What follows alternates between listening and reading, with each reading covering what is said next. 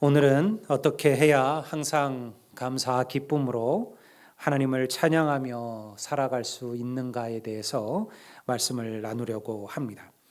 인생을 살아가는 우리들은 낙심과 불안 속에서 살아갈 때가 많습니다. 어떤 날은 하루 종일 이런저런 문제로 스트레스를 받으며 살아가죠. 우리를 더 힘들게 하는 것은 그럼에도 우리의 삶이 별로 나아질 것 같다라는 기대감이 없을 때입니다. 예수님께서 우리들에게, 제자들에게, 그리고 하나님의 자녀들에게 염려하지 말라라고 하신 이유가 있겠죠.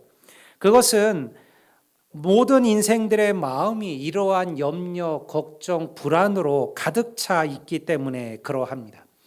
내 자신의 능력에 대한 불안감, 또 나를 도와줄 일이 없는 것 같은, 도와줄 리가 없는 것 같은 외로움들, 또 나를 어렵게 하는 이들에 대한 원망과 불만들이 우리를 계속해서 넘어지게 만듭니다. 그러면 우리가 이러한 삶이 내게 올 때 어찌하여야 할 것인가? 답은 하나님의 말씀에 있습니다. 오늘 본문 에베소서 5장 18절을 제가 읽어보겠습니다. 술 취하지 말라. 이는 방탕한 것이니 오직 성령으로 충만함을 받으라.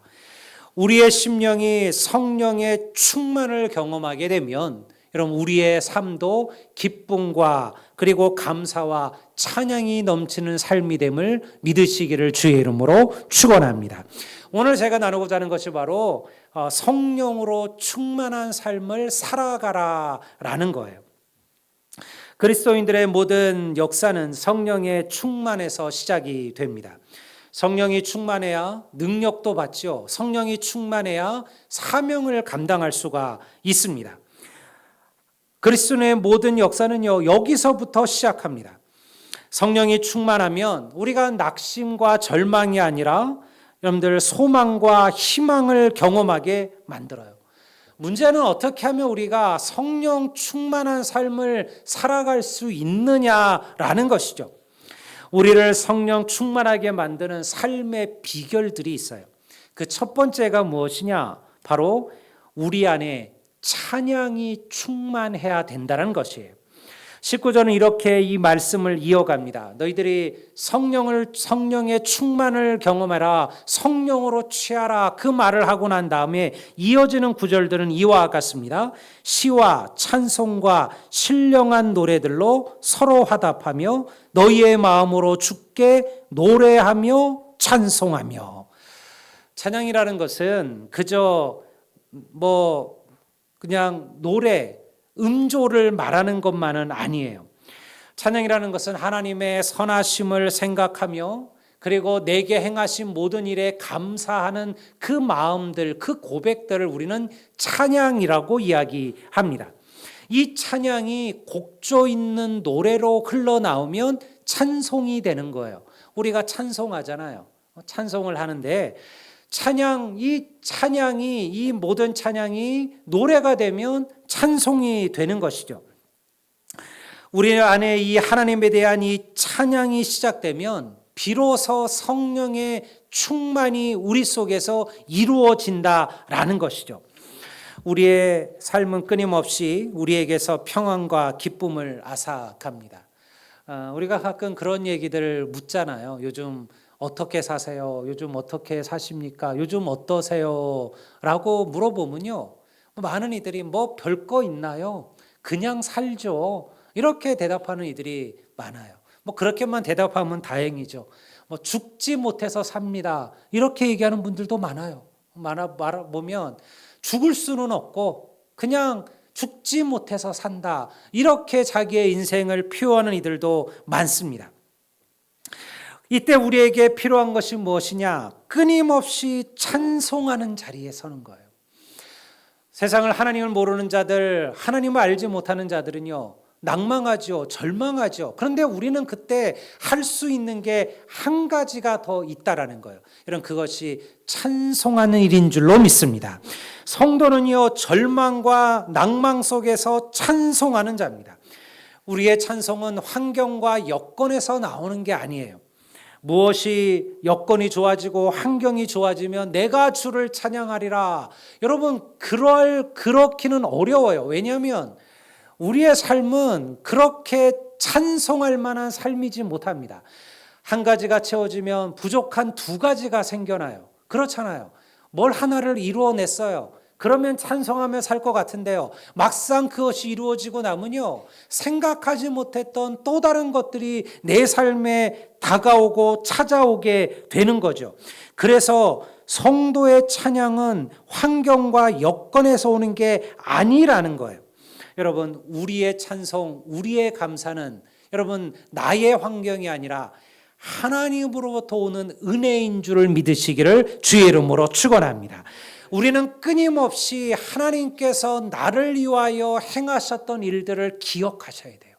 감사와 찬송은 여기서부터 시작되는 거예요. 구약에서 하나님은 이스라엘 백성들이 나타나실 때 항상 자신을 이렇게 설명하셨어요. 신명기 5장 6절을 보면요, 이런 이야기가 나옵니다. 하나님께서 자신에 대하여 스스로 설명하는 이름이에요. 나는 너를 애굽 땅 종되었던 집에서 인도하여 낸 내 하나님 여호와라.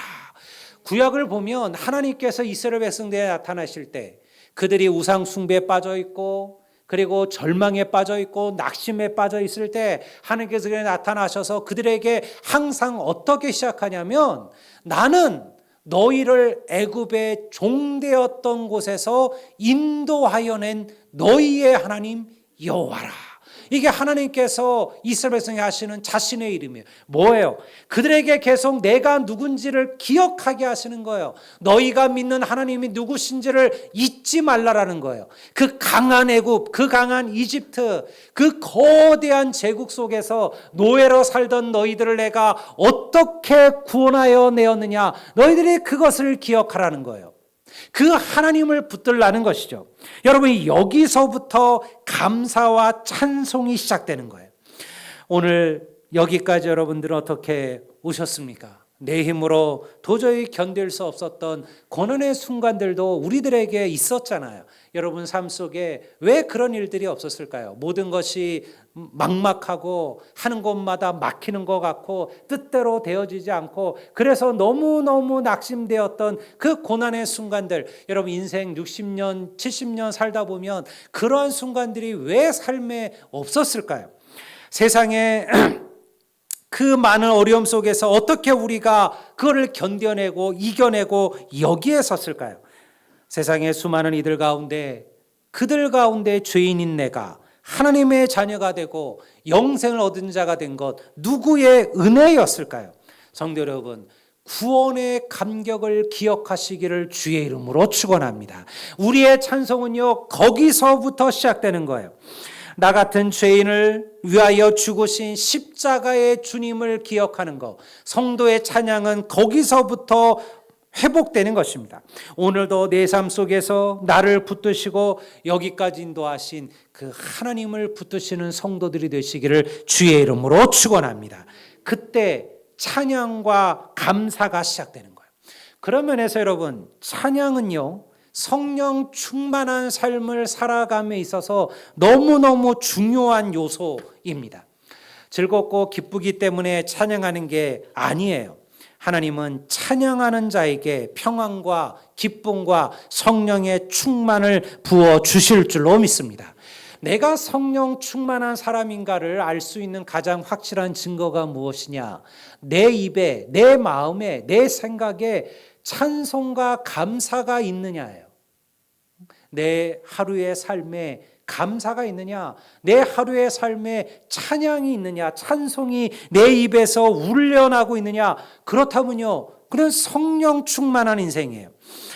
누군가를 섬기며 나누며 헌신하는 삶을 살려면요 성령의 충만이 없이는 어렵습니다. 성령의 충만이 없이 하나님의 일을 하는 것은 결국 감사와 기쁨을 잃어버리게 만들어요. 그래서 우리는 항상 찬양하는 일에 힘쓰셔야만 합니다. 시편 96편 4절은 하나님에 대하여 이렇게 기록하지요. 여호와는 위대하시니 지극히 찬양할 것이요 모든 신들보다 경외할 것이며. 성도 여러분, 하나님은 찬양 받으시기에 합당하신 분이심을 믿습니다. 우리의 찬양은요, 하나님께서 날 위하여 뭘 해주셨다라는 데서 오는 게 아니에요. 날 위해서 이런 것도 해주시고 이것도 해주시고 이것도 도와주시고 그랬으니 내가 주를 찬양합니다가 아니라 하나님 그분 그 자체가 찬양받으시기에 합당하시다. 이게 성경 우리에게 기록하는 찬양의 고백이에요. 하나님께서는 우리로 하여금 이 찬양의 삶을 살기를 원하십니다. 다른 것들은 그냥 되는 게 어려워요. 여러분, 우리가 누군가를 행복하게 하고 즐겁게 하려면 맨입으로 안 되잖아요. 선물도 해야 되고 돈도 써야 되고 시간도 내야 되고 그래야 우리가 누군가를 즐겁게 만들잖아요. 근데 찬양은 달라요. 찬양은 돈이 들어가지 않습니다. 또한 찬양에는 특별한 장소나 시간이 필요가 없어요. 여기서만 찬양해야 돼? 이 시간만 찬양해야 돼? 그렇지 않아요. 찬양은 어디에서든 어느 곳에서든 어느 때에든 할 수 있는 것이 찬양이죠. 우리가 하는 행동이 우리의 말이 우리의 행동을 결정하듯이 우리가 듣는 노래가 우리의 감정을 움직일 때가 많아요. 항상 우울하고 무거운 음악을 들으면요, 자기도 모르게 마음이 가라앉고 그리고 무거워지게 돼요. 여러분, 사람이라서 여러분들 우리가 다 TPO라 그러잖아요. 다 뭔 일을 하려면 시간과 또 장소와 또 환경이 맞아야 되는 거잖아요. 뭐 에어로빅 하면서 여러분들 우리 여성분들 가운데 에어로빅을 하시는 분들도 계시던데 에어로빅 하는 노래 가운데 여러분들 장성곡이 나오는 법은 없어요. 그런 곡 들으면서 누가 에어로빅을 할 수가 있을까요? 여러분들 막 뛰고 흥분해야 될 때는요, 빠른 노래, 비트가 빠르고 그리고 소리가 텐션이 있고 강하고 이런 노래들을 듣잖아요. 운동할 때 여러분들 우리가 다 그런 노래를 즐겨 듣지 않습니까? 왜냐하면 노래가 마음을 움직이고 감정을 움직이는 힘이 있어요. 하물며 하나님을 찬송하는 찬양은 어떠할까요? 우리의 마음으로 하나님을 찬송하면요, 그 찬송이 우리의 마음을 움직이기 시작합니다. 찬양은요, 그래서 마치 영혼에게 힘을 주는 에너지와도 같습니다.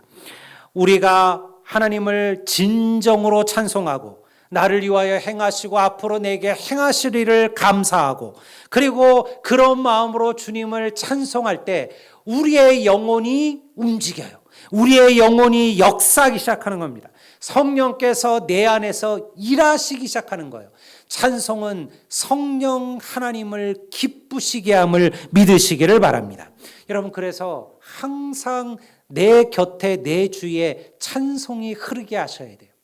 여러분들의 플레이리스트에는 어떤 곡들이 채워져 계신가요? 자기가 좋아하는 곡들이 있잖아요. 요즘 젊은 친구들이야 다 스마트폰에 자기가 좋아하는 곡들을 다 이렇게 저장들을 해놔요.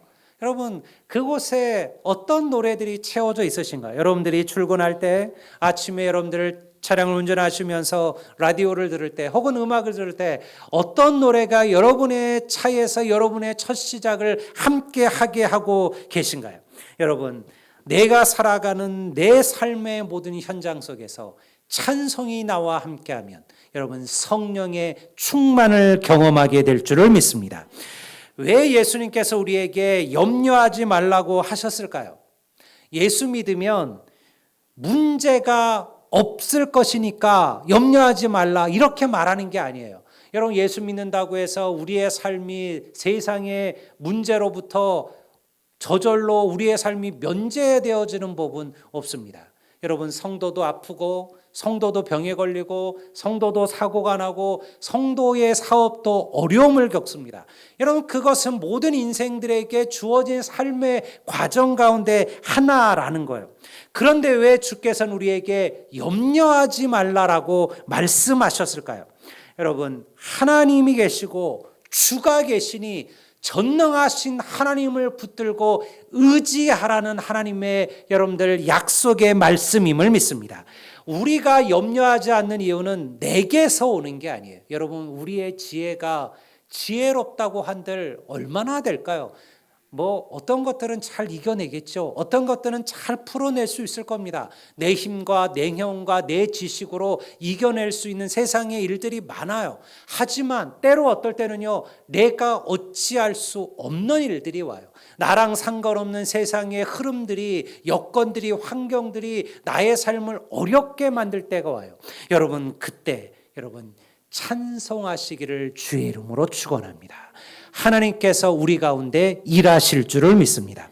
여러분, 어떤 이들은 내가 지금 내 마음이 지옥이고 내 마음이 평안치 않은데 내가 어떻게 찬송할 수 있겠습니까? 라고 말하는 이들이 사실은 많이 있어요. 그런데요, 찬송에는 놀라운 은혜가 있습니다. 제가 예전에 본 영상 가운데 그런 게 하나가 있었어요.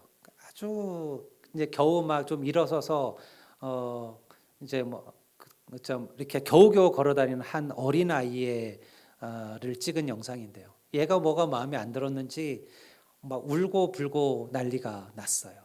그런데 엄마가 무슨 노래 하나를 딱 틀어주니까 갑자기 애가 얼굴은 막 눈물이 흐르는데 덩실덩실 이제 노래를 춤을 추기 시작하는 거예요. 그 노래를 들으면, 그러니까 노래만 나오면 얘는 저절로 몸이 움직이는 거예요.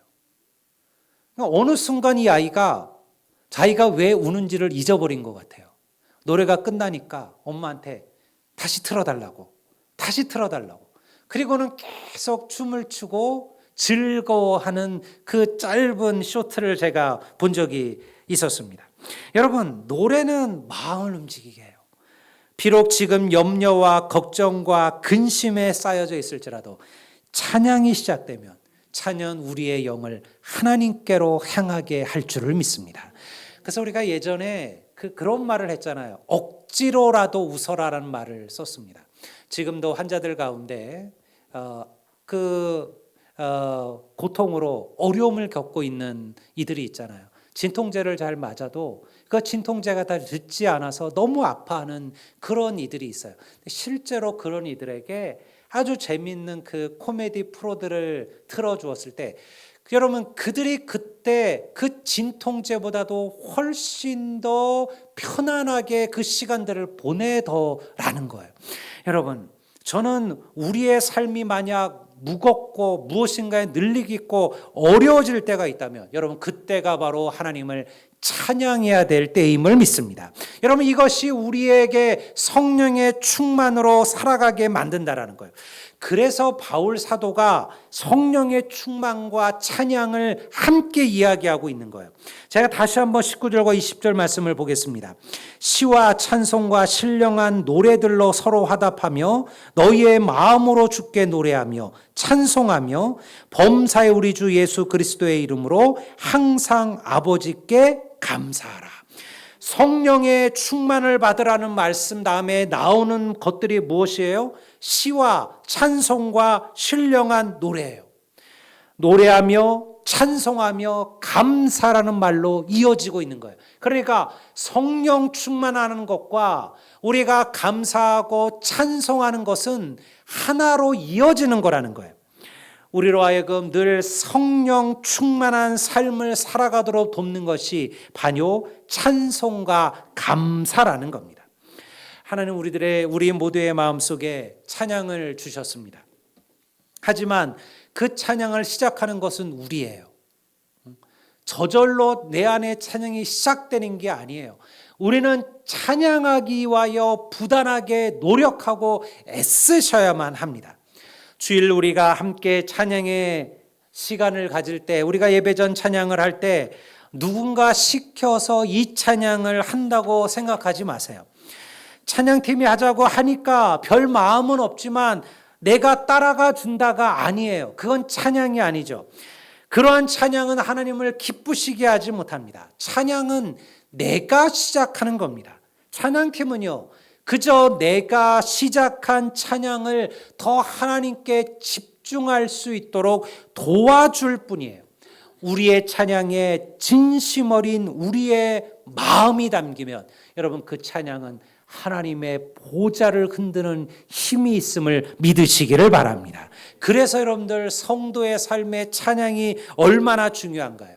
제가 여러분들 설교를 통해서 지지난주 하루의 첫 시간을 주님과 함께하라는 말씀을 나누었습니다. 내가 하루를 첫 시작할 때 우리가 그 첫 시작이 무엇이 되어야 할까? 여러분 그 시간에 우리가 기도하고 감사하고 찬송하고 그렇게 하루의 첫 시간을 하나님과 함께 한다면 여러분 그 나머지의 시간도 하나님이 우리와 함께 해 주실 것이다. 여러분 마찬가지예요. 여러분의 시간에 하루의 첫 시간이 하나님께 드리는 찬양이 되게 하시기를 주의 이름으로 축원합니다. 매일 아침 불평 불만으로 여러분들 시작하지 마시고 여러분 찬양으로 하루를 시작하셔요. 소리내어 찬양해야만 하나님께서 들으시는 게 아니에요. 하나님께서는 우리의 마음으로 하는 찬양도 듣고 계시는 분이셔요. 우리가 인정해야 될 것은 우리의 삶이 완벽하지 않다라는 거예요. 우리의 힘으로 감당하기 어려운 삶의 문제들이 끊임없이 우리에게 찾아올 겁니다. 하지만 하나님은 그 가운데서도 우리에게 찬양할 수 있는 은혜를 주셨습니다. 문제를 바라보지 마시고 문제 위에 계신 하나님을 바라보시고 그리고 찬송하는 자가 되시기를 주의 이름으로 축원합니다. 우리의 삶에 사실은 찬송한다는 것은요, 사실은 하나님의 역사를 내 안에서 시작하는 그런 불을 붙이는 것과 마찬가지입니다. 찬송하는 자는요, 감사하게 됩니다. 그래서 여러분들 쉬지 말고 기도하라. 쉬지 말고 여러분들 기도하고 범사에 감사하고 그리고 항상 하나님을 찬송하는 거, 이 세 가지를 하나로 이어놓은 이유가 있어요. 감사하는 거, 기도하는 거, 찬송하는 것은요 하나라는 거예요. 이 세 가지가 따로 있는 게 아니라는 거예요. 기도하는 자는 찬송하게 되고요, 기도하는 자는 감사하게 돼요. 쉬지 말고 기도하는 자가 찬송과 감사를 경험하게 되는 거죠. 또한 감사하고 찬송하는 자들은요 기도의 역사를 경험하게 되는 거예요. 여러분 그것이 우리에게 주신 하나님의 역사예요. 여러분 찬송하는 삶을 살아가 보십시오. 닫혀진 문이 열리고 여러분 막혀진 벽이 무너지는 기적을 경험하게 될 줄로 믿습니다.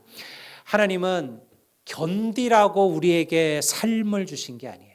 우리 아까 말한 것처럼 어떻게 사냐고 물었을 때 그냥 마지못해서 삽니다. 여러분 그건 하나님이 우리에게 주신 삶을 살아가는 자세가 아니에요. 요즘 우리 텔레비전에 그런 예능이 하나 있잖아요. 태어난 김에 세계 일주인가요? 전 그거 봐요. 아주 재밌게 봤어요. 왜냐하면 우리가 가볼 수 없는 특별한 곳들을 이제 보게 만들어 주잖아요. 근데 여러분 그 제목은 잘 잡았지만 성도의 삶은 그런 삶이 아니에요. 여러분 우리는 태어난 김에 사는 삶이 아니에요. 여러분 하나님 우리에게 사명을 주셨기 때문에 그 사명을 감당하도록 하라고 우리를 이 땅에 태어나게 하신 줄로 믿습니다. 여러분 각자의 사명이 있어요. 젊은이들은 젊은이들의 사명이 있고요, 장년들은 장년의 사명이 있고 노년들은 노년의 사명이 있는 겁니다. 여러분들 지금 내 나이가 들었다고 해서 우리의 사명이 끝난 게 아니에요. 항상 하나님께 우리에게 주신 사명들이 있어요. 하나님이 주신 삶은 누리고 행복하라고 주신 사명이죠. 창세기를 보세요. 하나님께서 인간을 창조하시고 나셔서 주님께 하셨던 그 첫 마디가 무엇이냐? 보시기에 참 좋았더라는 말씀이었습니다. 하나님께서 인간을 창조하시고요, 그리고 말씀하시기를 보시기에 참 좋았더라. 참 좋다. 참 좋구나. 이것이 인간을 보신 하나님의 첫 말씀이었다는 거예요. 여러분 그것은 우리들에게 그렇게 살아가라는 겁니다. 성도 여러분, 우리는 하나님의 기쁨이요 하나님의 면류관들임을 믿습니다. 이사야 43장 21절을 보면요, 이 백성은 내가 나를 위하여 지었나니 나의 찬송을 부르게 하려 함이니라. 하나님께서 하나님을 찬송하라고 우리를 창조하셨다라는 거예요.